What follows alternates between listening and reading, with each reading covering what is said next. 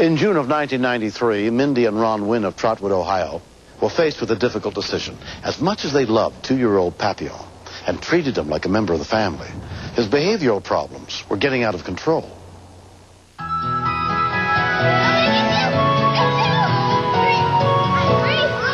Papillon had developed some habits that we were not particularly fond of.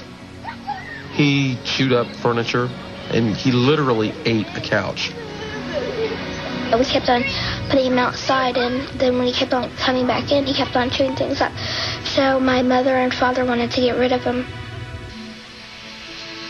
He was really becoming a terror, and we thought it might have been jealousy from the baby. On June 19th, 1993, Mindy was at home with her 5-week-old daughter, Rachel, and her oldest child. Rachel had fallen asleep, and I thought that would be a real good time to put her down for a nap and go take a quick shower and take a nap myself.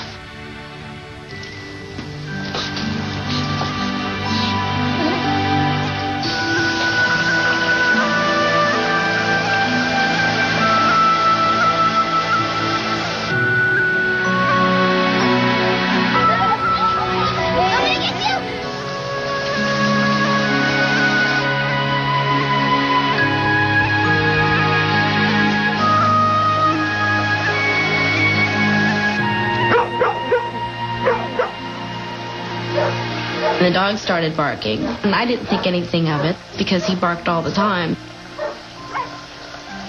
Papillon, shut up! What's wrong with you?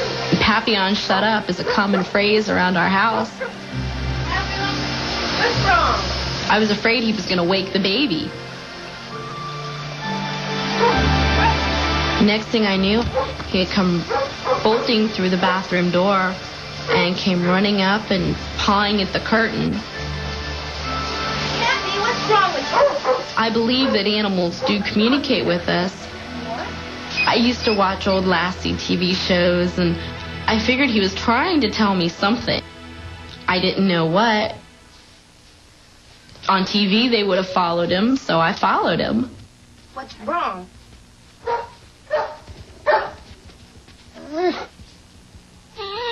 He ran around in circles and put his paws up on the crib. And when I looked in at Rachel, she was blue around her lips. Rachel. I knew something then was very wrong. Amanda! Get in here! I just heard this loud scream. Call 911! 9-year-old Amanda rushed inside to help. The baby's not breathing! When I looked at Rachel, she was all blue around her lips, and she wasn't moving or anything. My little sister's not breathing. She's 5 weeks old. I was just really scared because I didn't know if she was going to die or not.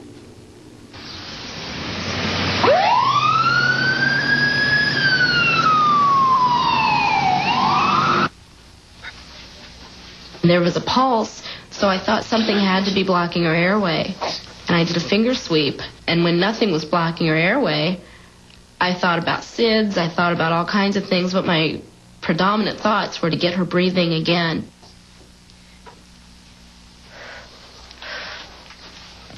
I've been trained as a medic, and I just snapped into that mode. I didn't know what was going to happen, but I was glad that my mother knew what to do. I covered her mouth and nose and just started puffing. She seemed like she was trying to gasp and cough. I tapped on her back to see if I could get her to cough something up, and she had stopped breathing again. It was real frightening. This is my baby. I created this little girl. What if Rachel didn't wake up? I don't know what I'd do without her. That little baby is everything.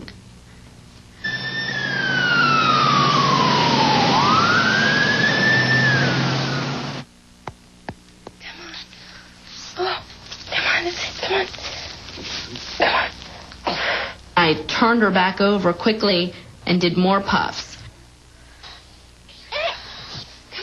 When she gasped that time, I pinched the bottom of her foot real hard and made her start crying. Better. Come on. Cry, Rachel, cry. That's it. It's this overwhelming relief. Yay, she's breathing, she's crying. Come on, that's it, you're breathing. Keep her crying, keep her crying, keep her crying is all I can think.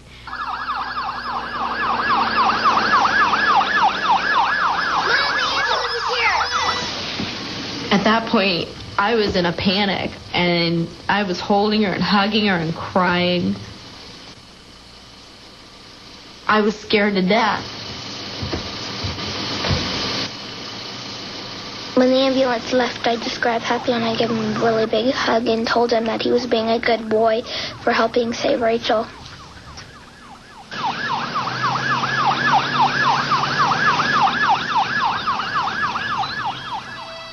At the Children's Medical Center in Dayton, Rachel underwent a series of tests under the care of pediatrician Jody Riling. Riling, how big is a baby? So big. Since the muscle between the esophagus and the stomach was weak, the food which she had eaten approximately an hour before ascended into her esophagus and caused her airway to spasm, which caused her not to be able to breathe. A year has passed since the incident. Rachel is doing very well today with this problem. She is off her monitor and a growing and thriving child. Give it to Ray. Here, Pappy. Ray. When I see Rachel and Papillon playing together, it's a wonderful feeling. He watches out for her, and she just loves him to death. Give it to Papillon. Rachel and Papillon are almost inseparable. There you go. When Rachel began to talk, her first words weren't mommy or daddy. She barked. She just licks the water like Papillon, and she used to growl. Coming in sandwich. She just tries to act like a dog as much as she can. Yeah, you're silly. You're a silly boy.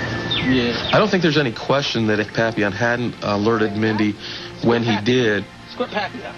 that we would not have Rachel with us now. Pappy, lay down. I'm really happy that I have a little sister to play with and that she's alive. Give him this. Give it to Pappy. Give it to Pappy. I will be forever grateful to Papillon. When she's older, we'll definitely show her his Dog Hero Awards and Here you go. express to her that he was responsible Give for it to her Pat. being around. He knows that he's very special, and I don't think there's enough dog treats or biscuits or presents. There's not enough in the world to express the gratitude I have for Papillon.